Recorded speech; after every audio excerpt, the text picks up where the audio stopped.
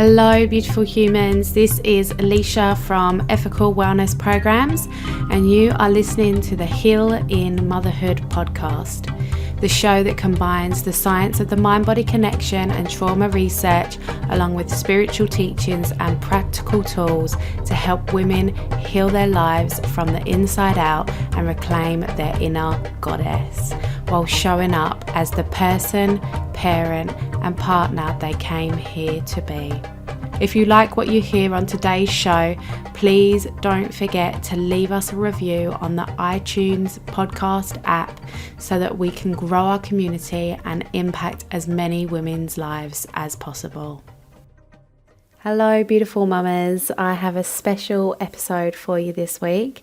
Today I'm going to share with you an insightful conversation I had with one of my magical mama friends a few weeks back.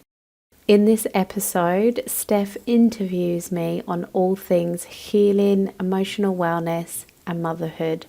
Plus, I share with you one of the most important but often missed tools you need when it comes to healing your life from the inside out and how to start creating that tool today. Okay, so let's jump in. Amazing. All right. Hello, Leashia. Thank you so much for jumping on as one of our motherhood experts and emotional wellness expert as well. So thank you so much. And I'm really, really looking forward to chatting to you more about your journey. So thanks so much for coming on, Helen. No worries. Thank you for having me. You are very welcome. So I have connected with you probably like last year sometime. And I've been watching what you've been doing on social media and all your tips for moms and everything. But I guess for somebody with no knowledge, what does it mean to be like an emotional wellness expert, or how does that look like in a mom?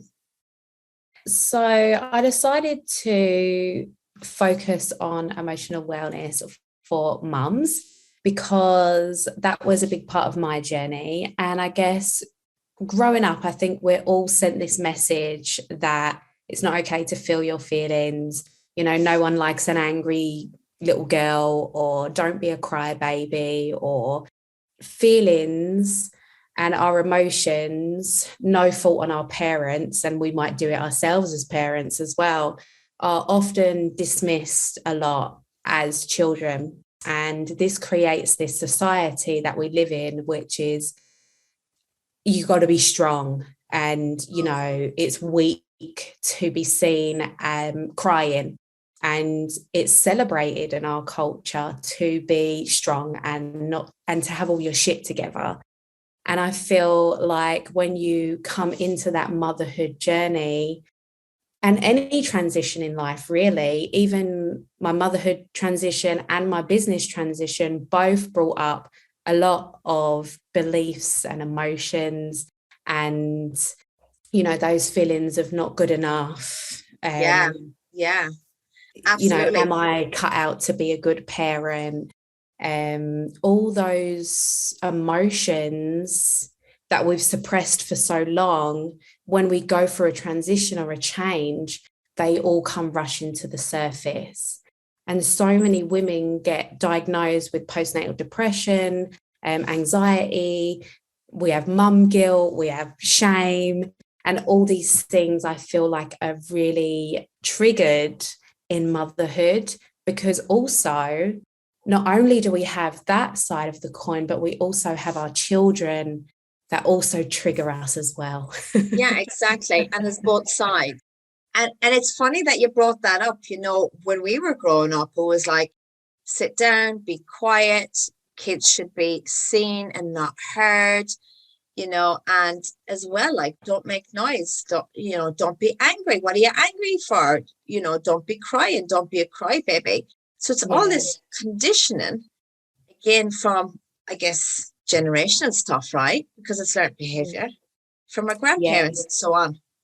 And also, we've not just done that to children, we've done that to mothers and women in society. You know, witches were burnt at the stake in the middle of the town in front of everybody because they wanted to speak their truth or because they believed they had healing powers. And, you know, it is generational because for so many years we have been told that, you know, women have to be quiet, and it's the same. It's like women and children have to be seen and not heard, and this stifles our voice. And when we come out, and I feel like this is another business thing as well, actually, is when we do come out and we want to talk about our struggles and our strengths, like on social media and stuff like that, so many of us have this anxiety because we're so afraid to talk out.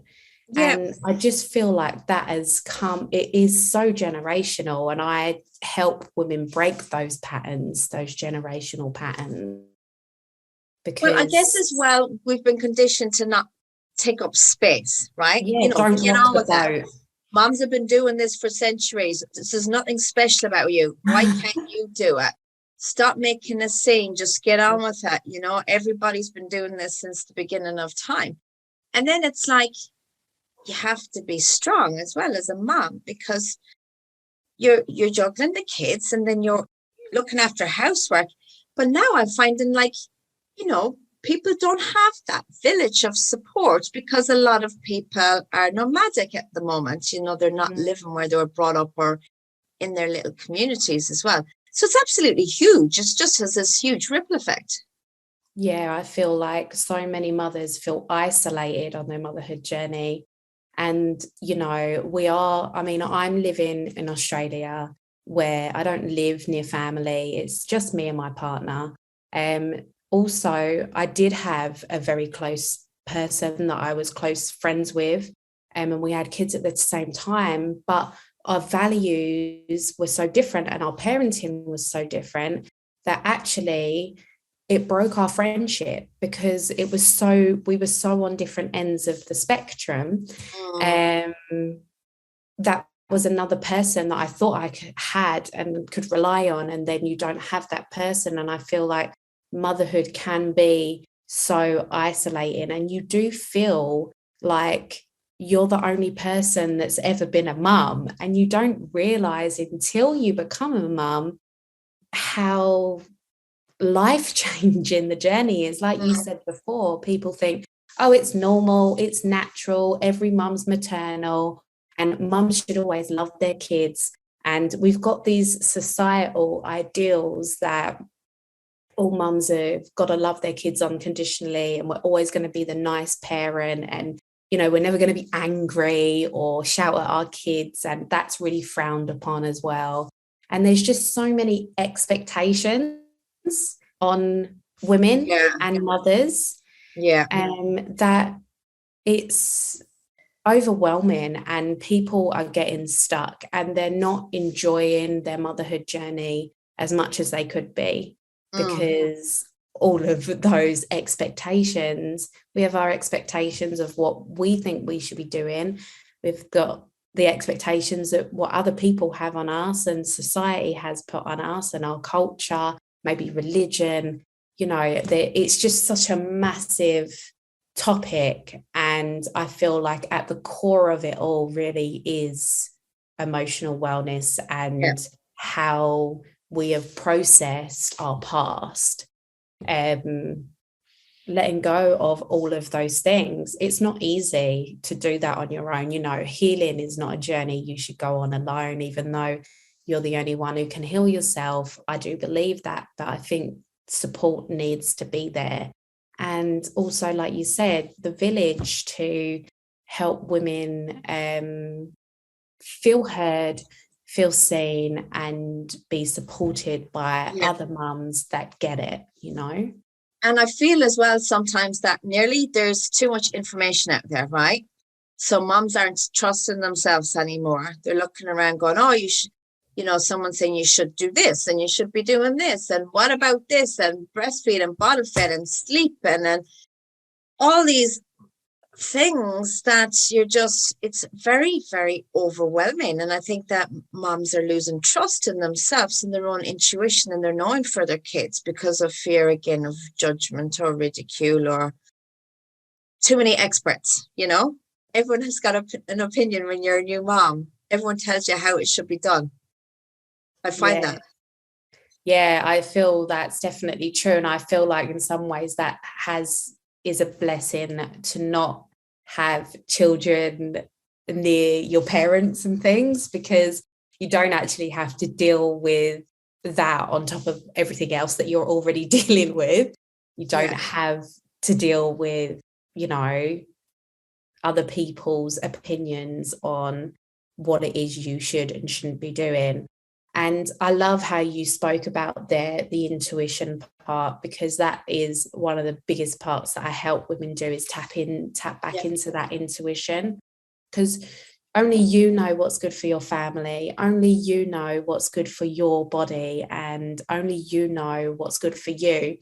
Yes, you can get ideas from books and podcasts and wherever you're getting your ideas from, and asking a friend. But at the end of the day, you've got to do what feels right for you. But we've become so disconnected from what feels right that we don't trust our gut anymore. We don't trust those mother instincts, because, and going back to the whole generational thing, I feel like a lot of it comes from that, you know, from when we're a child and we're told just to be a good girl, don't rock the boat, don't tell Nana she looks fat in that dress when you're 5 years old and you don't even really know what that means. You know what I mean? It's like there's so many things out there that can bring us into a position of, even with our health, like that's how my health journey started, is that I started to go to experts because I believe they knew more than me. Even though I was teaching nutrition, I even went to a health coach to help me.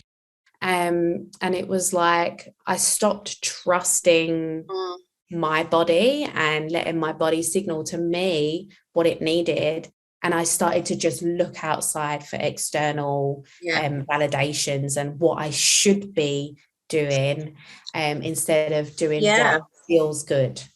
And you know what? Not even the journey starts in pregnancy, when people are telling you what you should and shouldn't be doing, or even conception, before the even child comes around. But I mean, this is just a huge kettle. You know, there's just a can of worms. We could talk about this all day.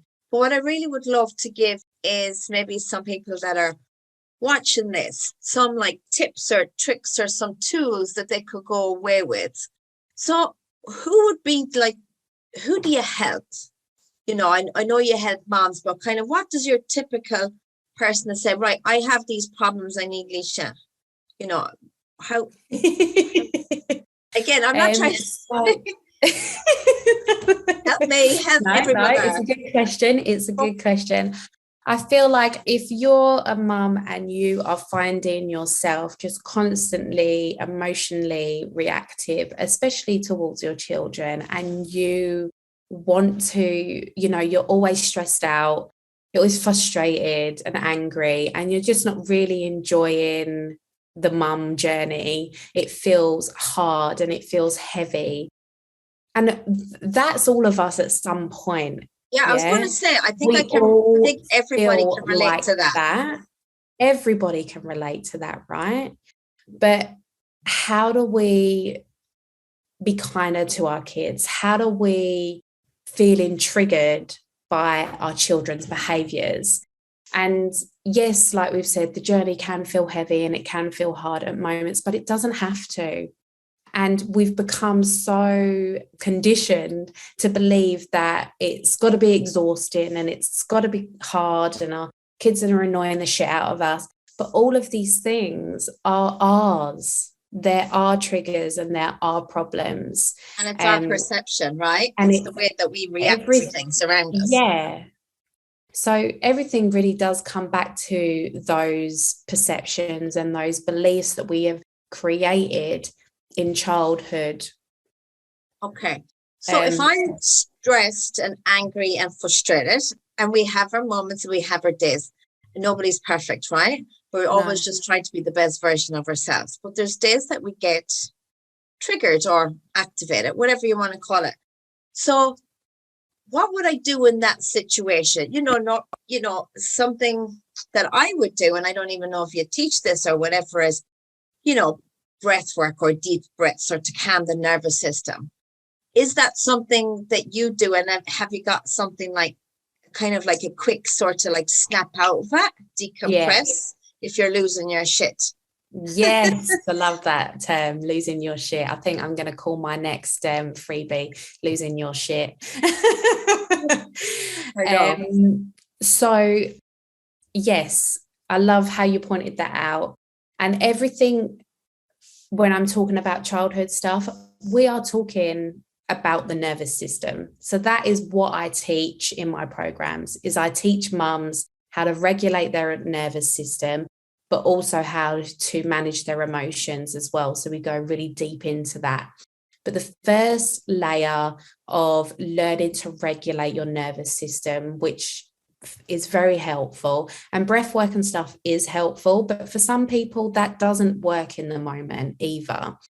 So I help people find their safety. And that's the biggest, most important thing I feel that anyone can do. And it's easy to find in that moment, is find things that help you feel safe. So for some people, it might be the breath.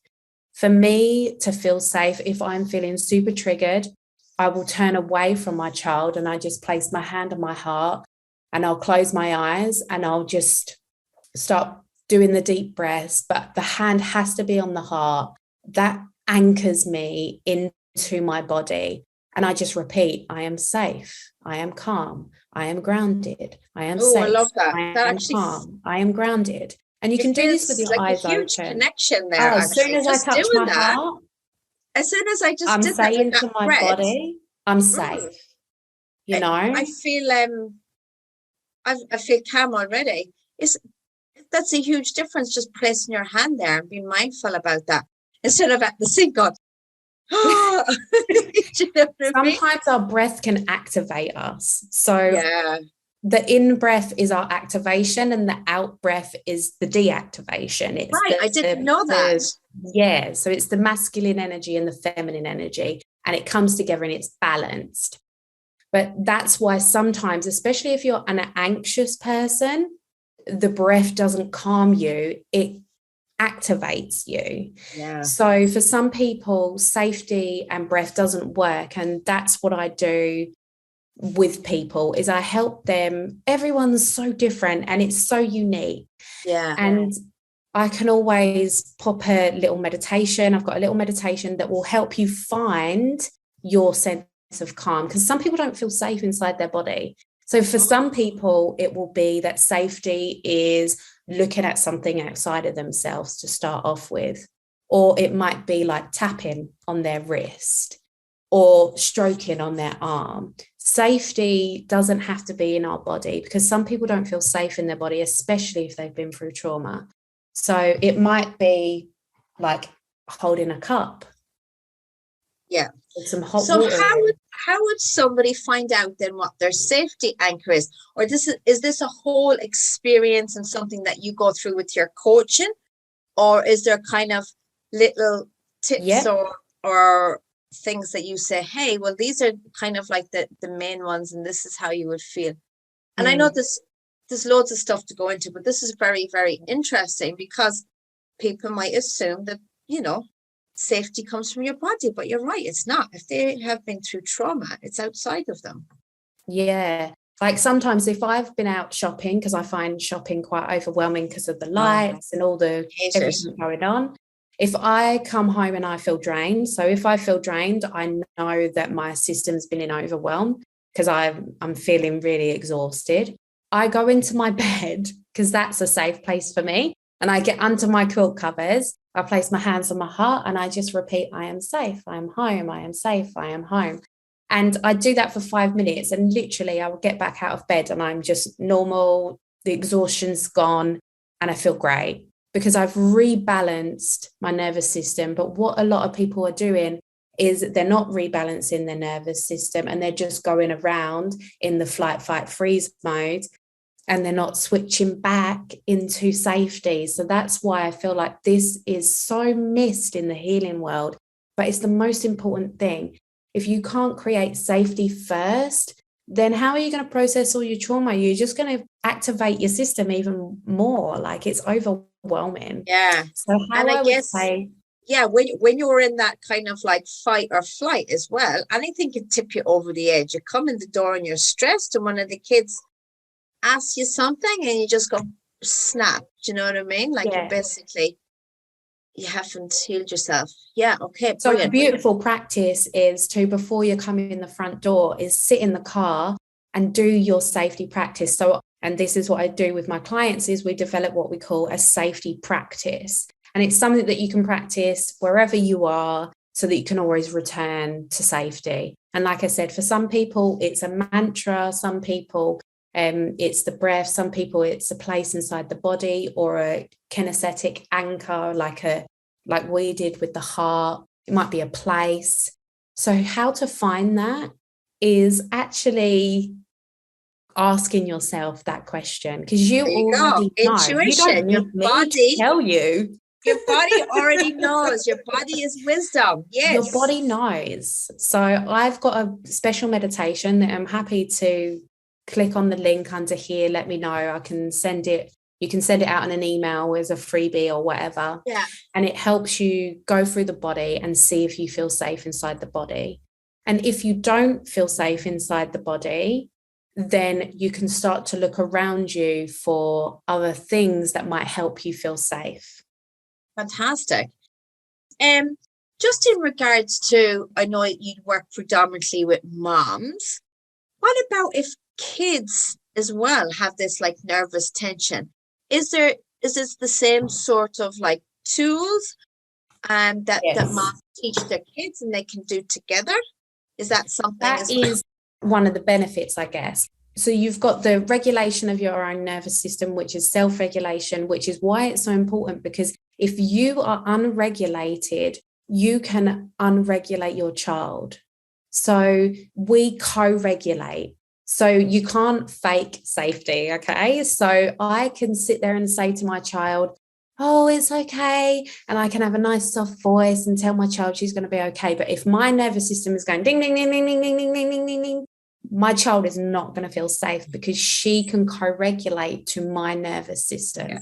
So that's why people can pick up on energy as well. Yeah, that it is energy, right? Yeah. Everything is energy. And that's why some people you'll get that feeling from and you'll be like, oh no, I didn't like that person's energy. And that could either be their nervous system is out of balance or yours is, and you feel triggered when someone else is regulated. So yeah, it's a beautiful process. We call it co-regulation. And the more you are able to regulate yourself, the more you don't actually need to teach this to your children, is what I'm saying. They will mimic you. They pick up. Yeah, exactly. So it's better. So if your child's having a tantrum, it's better for you to just be calm and tell them, it's okay. Let it all out, darling. Let it all out. It's okay. You're safe. It's better for you to sit there and do that than say, breathe, breathe, breathe. It's not helpful for the child when you do that. You have got to be the guide and the model and the mentor. And that's a mistake I think I see a lot of people make, is they say, I was telling my child to breathe and I was telling them to do this and I was telling them to do that. And it's like, no, you just do it and they will mimic you. If you feel safe, they will feel safe too. But if you're not safe, they are definitely not feeling safe. Oh, you know what? Sometimes there's times where your kids are shouting and you're shouting back and then you kind of think, oh my God, I handled that terribly. Yeah, do you know what I mean? That's where the apologizing comes in, and you can go back and you can say, look, that's not how we do things. This got out of hand. I feel like we think if we make a mistake as a parent that sometimes, like somehow, you know, it's like, oh, we're terrible, we're bad parents. But actually, if you do that, it's a great learning opportunity, not just for you, but for the child as well, depending on what age your children are. But I witnessed a beautiful thing the other day. My partner, my daughter was at the slide thing and she got really nervous and she started crying because she didn't want to go down the slide. And my partner said, I'll hold your hand. He held her hand and then he let go. And she went down the slide and she was crying. She bumped her head on the way down and she was so upset. And I was like, I said to my partner, that wasn't a nice thing to do. You know, she trusted you. You built that safety with her and then you let go of her. And she was really upset about it. I didn't say anything else about it.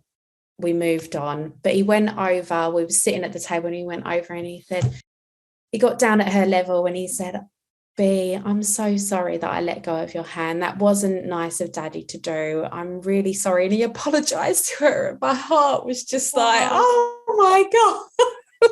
I was like, thank you so much for doing that. Because even if we do fuck up and we think, oh, I wish I didn't do that, we've always got the opportunity to go back and say. Exactly. We can apologize to our kids. We can say, I'm sorry, I shouldn't have shouted, or this wasn't the right way to handle it. I love you, you know. Yes, I love you. And we're learning too. We are learning as parents. We're not perfect. No. You know, I've never been a parent before. So I'm like, you know, I'm still learning too. We're learning together. We're going to make mistakes. It's going to be okay to move on. And then sometimes I feel like, God, as you said, are we damaging our kids? Are we doing it all wrong? Are we going to, like, you know, they're going to grow up as adults and be like, this moment when my mother said or did this, or we lost her shit. Is that going to be something that they're going to carry on? But you know what? We're all doing the best that we can in the moment, right? And we need to applaud ourselves for that. Yes, absolutely. And I feel like that's a good point that you make, because some people can fall into that trap as you do this work. And I've certainly fallen into the trap myself, as thinking, I've got to always do it all perfectly, and otherwise I'm going to traumatize my kids. But what I've realized is no matter what, we traumatize our kids, right? We just have to learn to live with the fact that they are at some point going to be traumatized by something we did do, or something we didn't do, or something we said, or a lunchbox that we didn't buy them and they didn't fit in at school. That is their experience, and they're allowed to have that experience, you know, like we can't control, and it's letting go of that control. Like, you're only responsible for you. Yes, they're your children, but you are not responsible for how they feel, how they act, what they do. Like, you're just the guide, you know? Well, exactly. We're all just doing the best that we can. So if somebody wants to work with you, how do they find you? So they're going to stalk you on Facebook, and you have a podcast coming up as well or something? Yeah, so my Heal in Motherhood podcast is launching next week. So exciting. By the time this goes out, it will probably be live. Heal in Motherhood podcast. Otherwise, I'm on Instagram as Leashia Arrowsmith. You can reach out to me on my Facebook page on my own name, or I've also got my business. I've also got my website, but I've also got Ethical Wellness is my business name. But you can reach out to me on socials wherever. Add me as a friend on Facebook, and then we can go from there. Brilliant. So thank you so much for those tips. And it was a really, really awesome conversation. And yes, everybody, if you're feeling stressed or frustrated and you want to kill your kids, you need to talk to Leashia. And you know what? We've all been there. We've all done that. You know, it's normal. So please don't be hard on yourself if you're parenting, or if you're a mother, or doing your thing as well. All right. Thank you, everybody, for listening. And we will drop Leashia's links below, and I will talk to you later, lovelies. Bye-bye. Namaste. Thank you. If you enjoyed listening to the podcast episode today and you'd like to learn more about how to create safety from within, then please click the link in the show notes below. Thank you.